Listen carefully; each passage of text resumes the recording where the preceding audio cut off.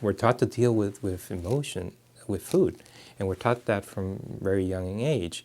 You know, how many times were you given a candy when you were a child if you did something correctly? I know my son has gotten, all types of candies, and he gets, good grades at school or does something good in school.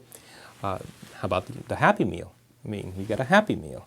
We've also been associating food with depression. How many times do you see on TV somebody who gets dumped by their boyfriend and empties out a whole gallon of ice cream, just because they feel bad?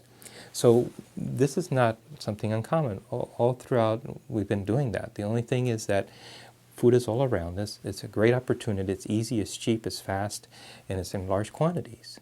And so here we have the stress in our lives, and here we have the opportunity. And this plunges us into the cycle of obesity. I really do think that it's more about when and why you eat than what you eat. It's not necessarily important what you eat, especially at the very beginning. It's when and why you're eating. Are you eating because you're hungry? Or are you eating because it's time for dinner? Or are you eating all day at work, sitting at your desk?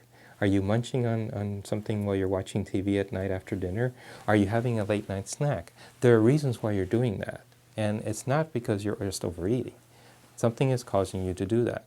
And these are the things that you're going to need to find out.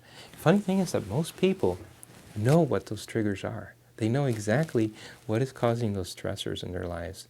They know exactly what is causing the guilt. And here's the thing about guilt. Guilt really drives that cycle. It's the steam engine of that cycle. And as more guilt increases, that cycle gets worse and worse and worse. What causes guilt?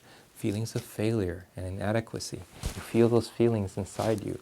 And those feelings of failure drive you to think in extremes.